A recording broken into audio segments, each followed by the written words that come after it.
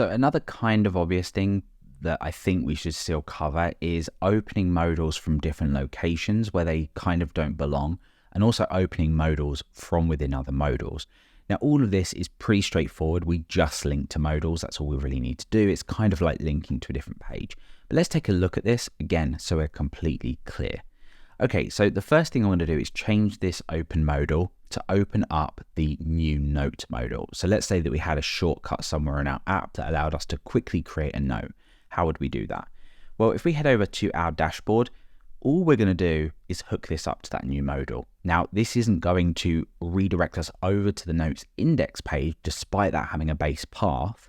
It is just going to show the modal. So let's take a look. So we're going to say notes.create, and let's go over here and try this out. So as you can see, although we've defined the base route for this as the notes index page, it doesn't redirect us over to the notes index page. What it does do is if we re-hit this page, we end up on the notes index page. So that's what that base route is doing. But from here, we can just do what we would expect. So this is like a quick create note action.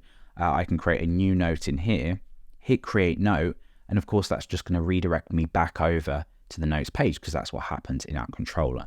So this is what I like about this. We can just be really flexible as to where we're calling these modals, and it just works really nicely. Now, of course, another thing that we could do is link to another modal from within a modal. So let's set this back to our modals example just here, and we get the close button.